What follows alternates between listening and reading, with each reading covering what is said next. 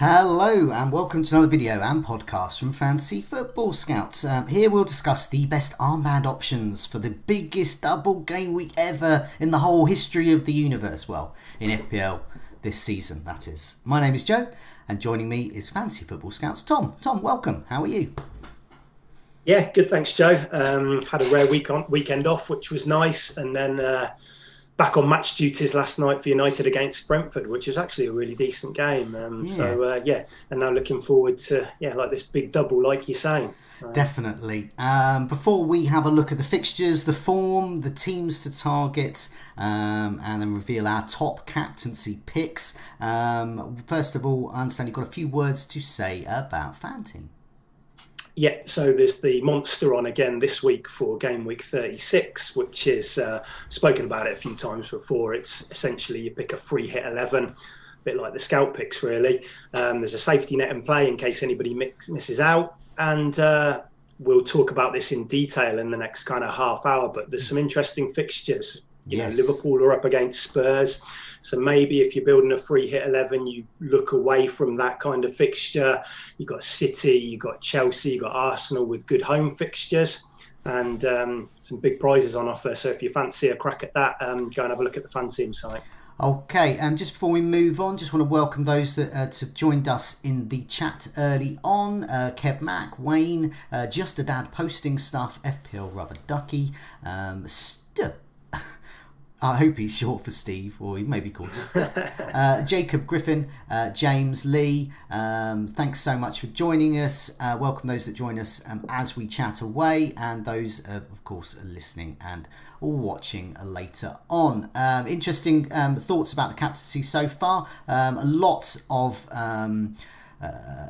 positive thoughts around Salah, and also, well, I'm looking here exactly. Lee Sherwood has said outside captaincy shout of Rafinha against Tavares and a rotated Chelsea. Well, you never know. This could be the week where you go different.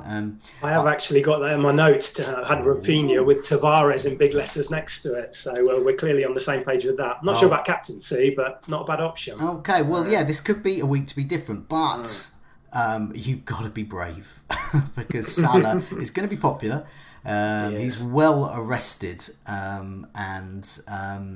so yeah, he's had his break last week against Newcastle, and his ownership. There's a few triple captains still in place, so his ownership should be quite extensive. So you're betting against him. Let's have a look at the fixtures.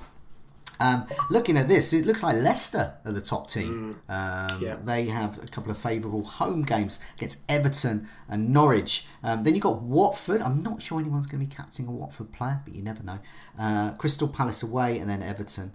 Everton themselves, particularly Charlison, a couple of away games though. They're great when they've got Z cars and the Goodison crowd behind them, but less good on their travels. Man City, hey, they're good. Newcastle at home, Wolves away. Could be good. Chelsea, Wolves away, and Leeds. Wolves at home, then Leeds away. But there could be rotation there. Lots of rotation fears around the Leeds game. Ever reliable Liverpool, Tottenham, and Villa. They've got then Norwich. Could be a pooky outside chance for the captaincy there against West Ham and Leicester. And then meanwhile you've got some. There's 12 teams that are doubling, so everyone's going to be chock full of double players. Even if you haven't planned for it, you're just going to find yourself that way. Sure. But then you've got the likes of Arsenal, got Leeds, good fixture. Then Tottenham, not so good for them. And then but North London derby. Aston Villa, as we mentioned, they've got Liverpool, but also got Burnley, and then Leeds, Wolves, Tottenham themselves, and West Ham. Not West Ham, but Wolves, Tottenham, and Leeds have all got doubles, but not great doubles there. So Jamie Vardy for the armband, if he's going to return, and he's got two great fixtures, and he's not playing in Europe, maybe. Could be a good shout. What do you reckon?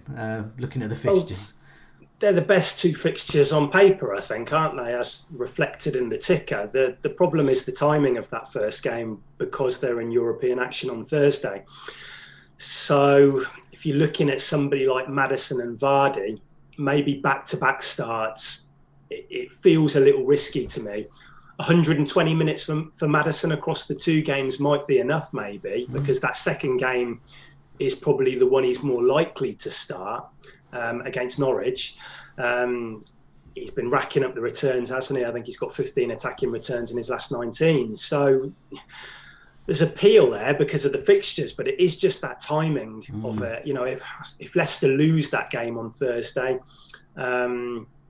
will they have a few heads dropped, a few tired legs? Will Rodgers kind of rotate for that first game and then go strong in the second game?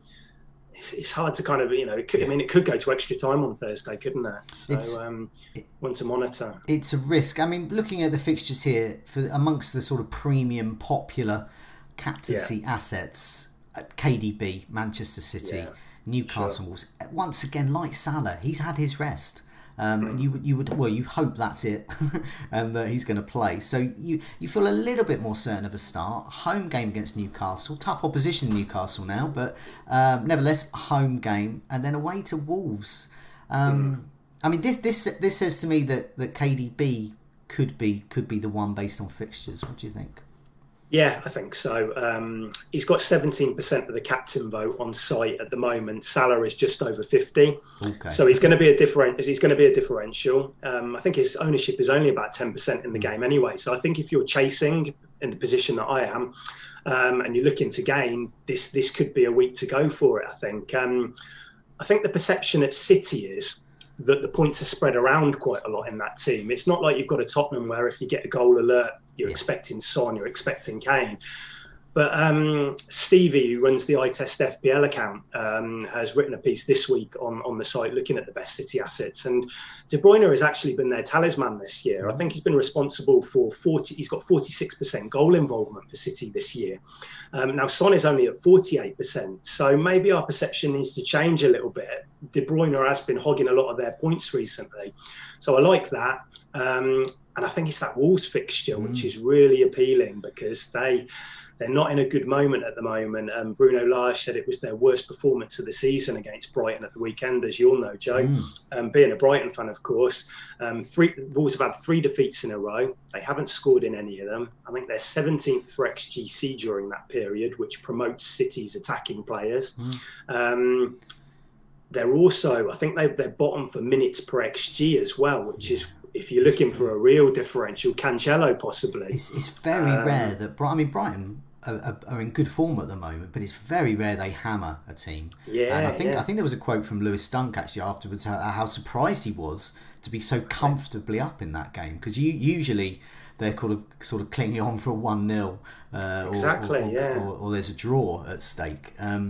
But so that shows there, and I guess also with the captaincy, with the double game week like this, and we've only got a few game weeks left before the end of the season. We've got to think about our rank, where we'd like to be, whether we want to play safe, reward, risk, and those types of things. So for someone like us, we're not doing as well as we would hope this season, and we want to push up the rankings.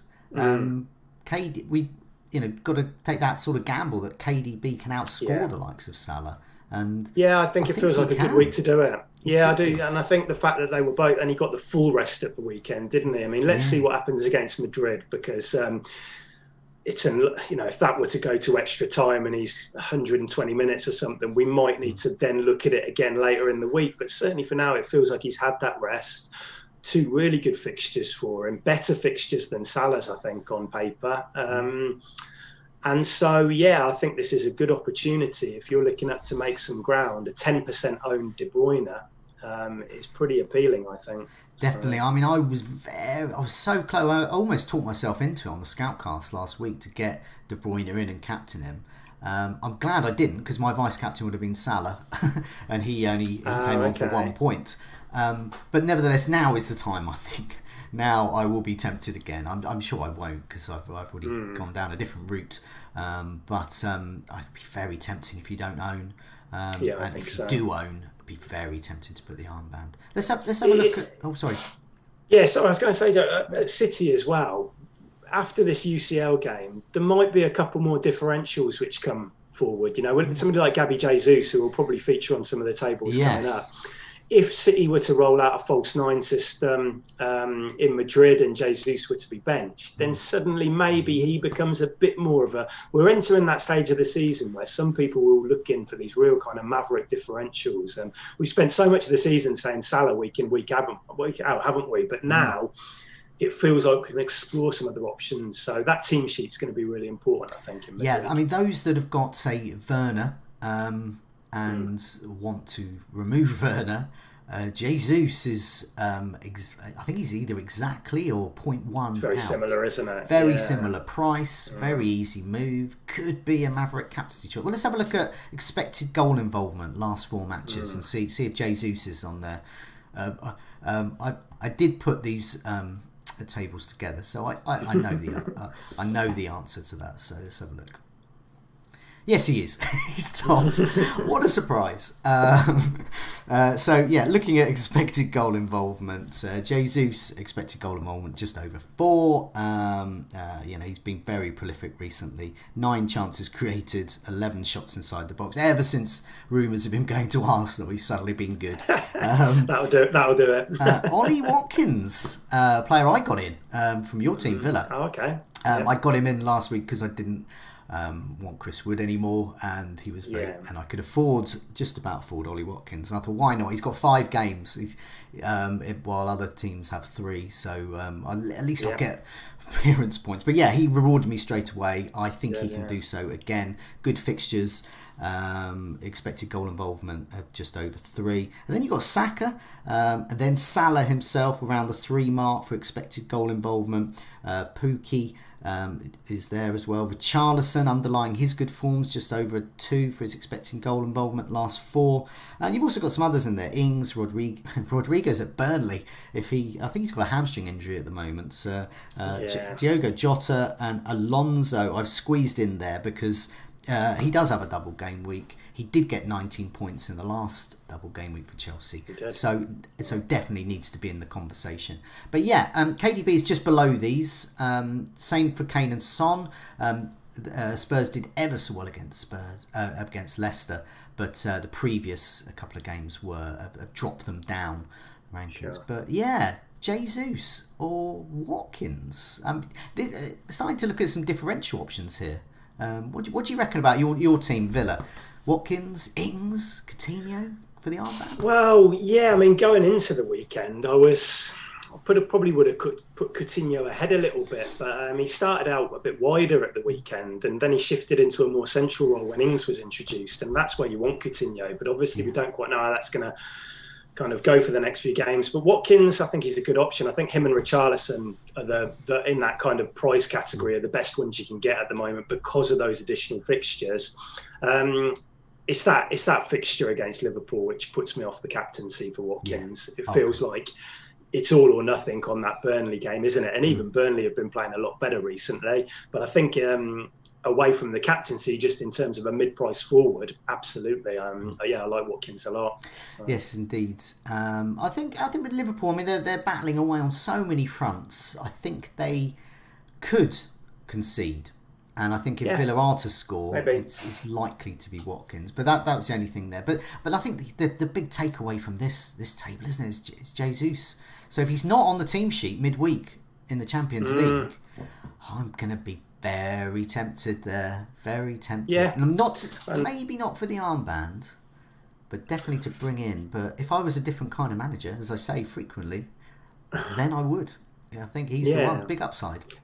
Tempted by Saka at all, Joe? Or I'm not with Saka. I'm happy to own Saka. He does have a huge ownership as well. So that's where you can get the real benefit from him. And he is on penalties. He's on penalties. I'm not so keen on the fixtures for Arsenal. Although I think with the North London derby, you never know. But I think if I was to veer on the captaincy there, I would probably veer on the Son Kane side of that. I think Saka's just a sort of steady play. He's doesn't seem to be that explosive. Sort of 9-10 points would be a really good return for him, I think. Whereas Salah, KDB, Jesus, I mean, I feel you could get much more for them. Yeah, that Spurs game is going to be really interesting as well, isn't it? Because if Arsenal win against Leeds at the weekend, like you'd expect them to, and if Tottenham lose at Liverpool, like you'd probably expect them to, Arsenal are going to go into that game 5 points ahead of them with 3 to play. So what we might actually see is Arsenal sitting back a little bit more and letting Tottenham come onto them, which isn't really what you know. Tottenham thrive on the counter in those kind of games, which I think they will do against Liverpool. But I think that Arsenal match, I think the way it's going to at least start out is totally dependent on this weekend's results, because we've obviously got to wait a round of games before we get to that fixture next midweek. So it's quite a hard one to read, and it's dependent on the results this weekend for sure. So. Definitely. Let's have a look at best team attack. So which teams are on form here? So I mean, so far I guess with fixture wise, KDB is doing well. Salah to some extent as well. On this table here, Jesus is actually sort of streaking ahead a bit for the for the armband amongst City assets. But as you said, KDB is that talisman, and then Salah. Good to see him high up on this table as well. So that's going to be good there. So let's have a look at the best attacks.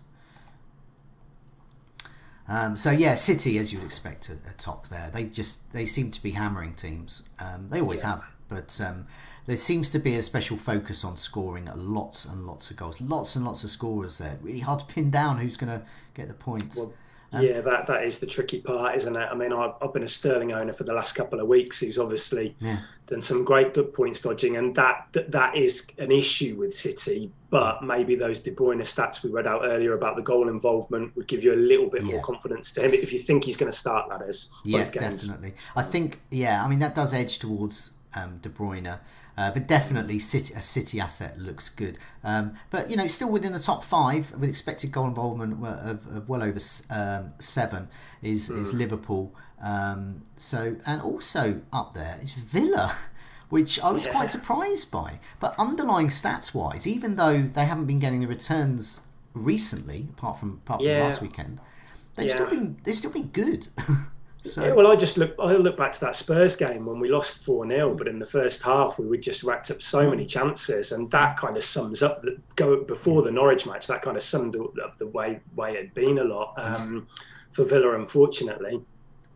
Against Norwich, we were okay. We weren't great. We got the job done. 3 points was more important than the performance at the weekend. But I mean, that is pleasing to see that, and we do look better with Ings and Watkins as a duo, so I'd expect to see a bit more of that in the coming weeks. Yeah, so Burnley still riding high up there as well, but Arsenal, as you were saying about Saka being an option, Liverpool up there, so that puts Salah in the frame. Chelsea, lots of concern around rotation.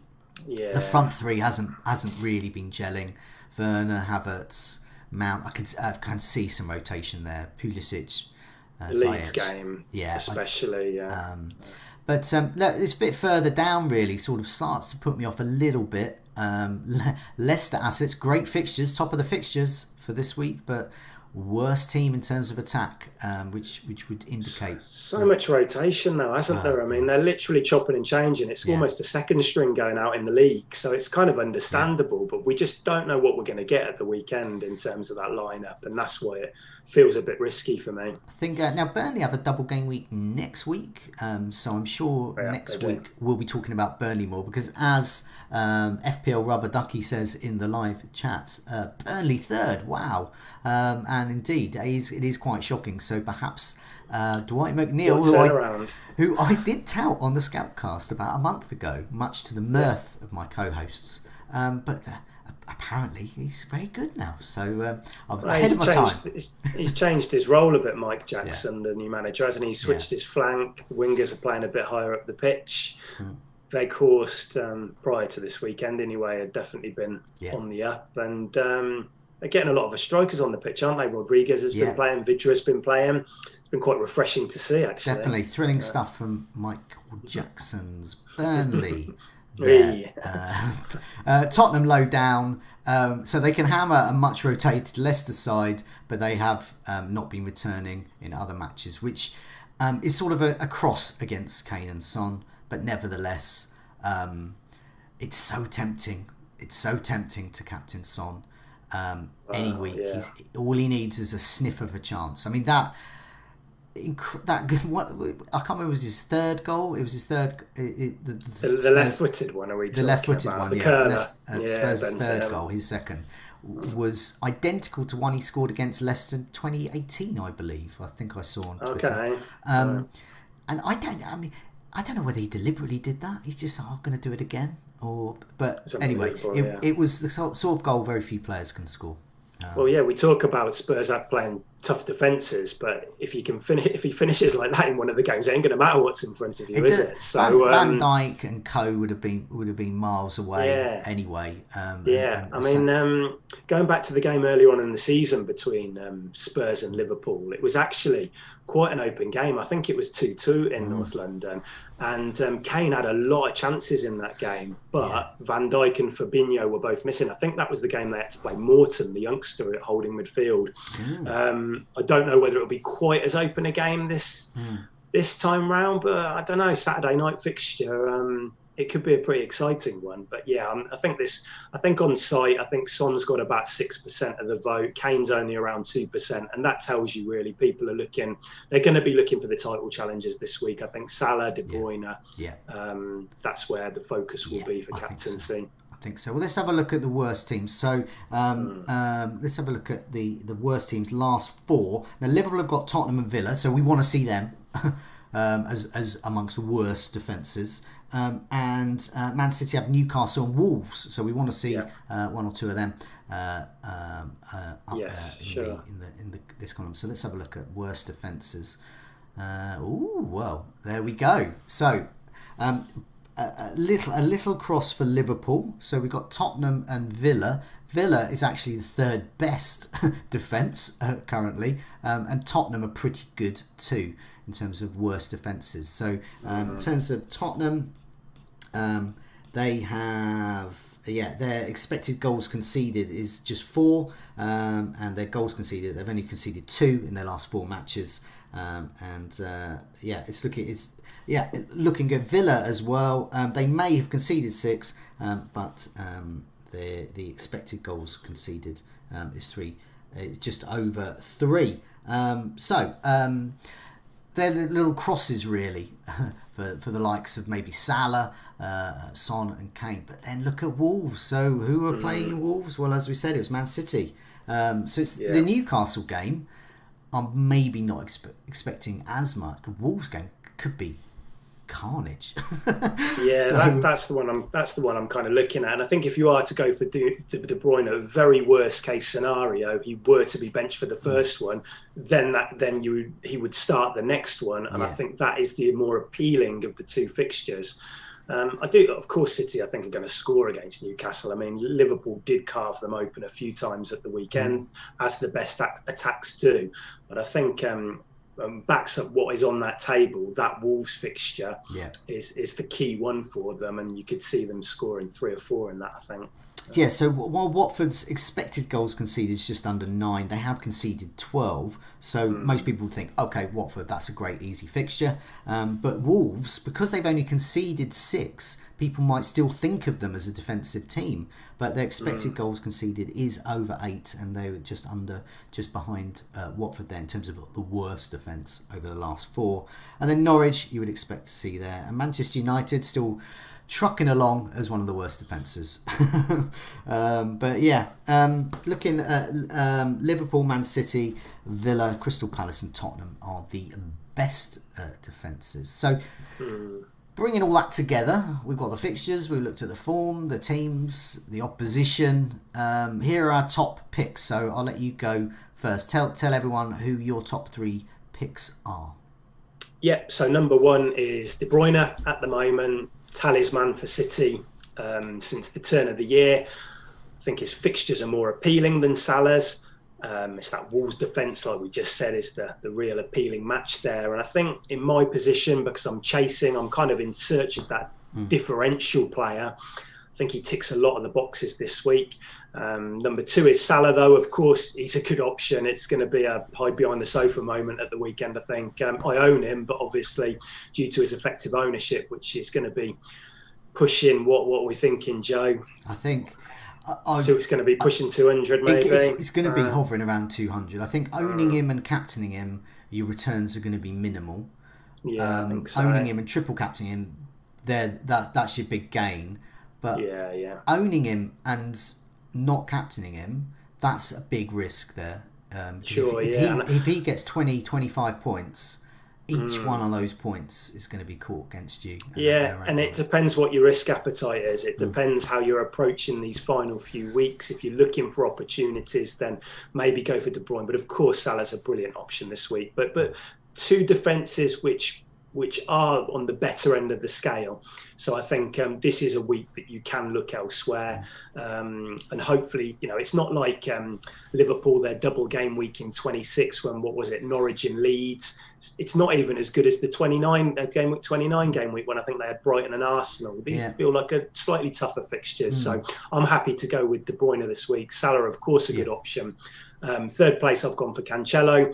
I can see 2 clean sheets in this for City, I think. And Cancelo takes a lot of shots, hasn't quite returned as much in terms of goals as you'd like this year. But I think because he's had that Champions League ban, I think he looks fairly assured to start these 2 games. So that's where I'd be looking for the captaincy at the moment. He can play in the next leg? He can play. Yeah, he was banned last week and he can play tonight.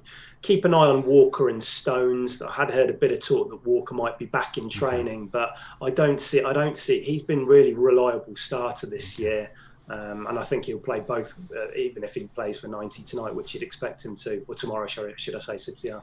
Yeah, I mean, three great picks there, and quite right to back City and Liverpool there, the title chasing, and in De Bruyne and Salah, I think you've got 2 great options. And I haven't got any Man City players at all, so I'm a bit worried. I aim to get one,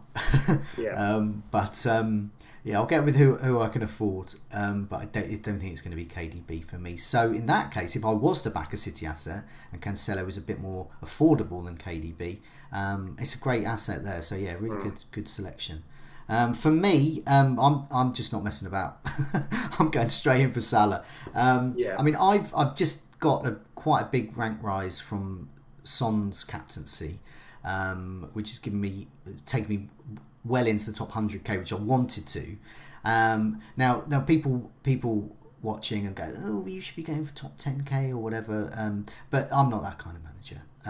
So I do not want the risk of 180, 200% owned Salah getting 20 points, and basically every point is effective to a whole Salah against me. Yeah, so even though he's in my team, scary. he's like a spy.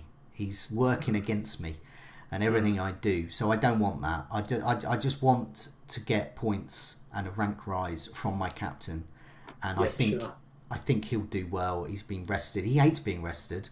He comes on like an angry man. He's close to returning, wasn't he? Within minutes of coming on against Newcastle. Every time he's benched and he comes on, and I Leicester usually own him wasn't it? Or captain him, and I just think, God, I've missed out there, because it's just like he gets fired up by it. But so yeah, I'm not messing around with Salah. I reckon it's 200% ownership maybe. Shield, I'll put in my notes, low reward but huge risk to avoid him, so I'm the type of manager who doesn't go for the big risks, and his benching last week that cemented it for me. Salah's my man. I've gone for a couple of differential options. Son for his absolute sheer class, and he will not be well captained, I don't think, because the fixtures are tough on paper, but he is amazing. And if he's going, all he needs is that one chance, and he can bypass the Liverpool defence and still score. But I definitely think he can in the North London derby. So I think Son is a great option for those chasing. And I put Watkins in. He is the best underlying stats performer for your side. I own him as well, so I'm slightly biased. But I do think a Villa asset. People might have been put off Coutinho, but I still think Coutinho is a good asset. Watkins and Danny Ings, who I'm going to talk a bit about in the Scoutcast, as well as a differential option. And so I wanted to put one of those in for those that just want to take a bit of a risk on on a low owned, low captained player that could really pay off. But as I said at the start, it's Salah really for me. I can't go. So you own Sterling, you don't own KDB, so you're going to get KDB in and captain him? Feels like an easy switch to make. Yeah, I've got 2 free transfers. I've also I've got 3 Chelsea players, one of which is Kai Havertz, and he feels a little risky now. Although if he were to start that first game against Wolves, then maybe it's not so bad. I need to work out what I'm going to do with him. I've also got Jay Rodriguez, who is a bit of a doubt, so I may have to look at that. But that Sterling to De Bruyne move feels like one to prioritise this week, given my rank, and it's been a tough season. So maybe he can help me make it respectable. That's the hope anyway. Definitely. In the live chat, Kamsi has pointed out that I put Watkins ahead of any City player. Yes, I have in these notes, but it's because Tom's choices have really, got. I think I've got City well covered there. So it's not like you look at this screen and go, oh, they don't like City. I do very much. I just wanted to throw another name in there, a low-owned player outside of those top 2 sides to go for. But the KDB, Cancelo, Salah, Son as well, I think are very tempting. It's going to be one of those ones. Do you think it's going to be a Clint Dempsey week? And I say that for those who can remember Clint Dempsey at Fulham was often the best double game week player, despite playing for Fulham and despite all the other stars at the other teams.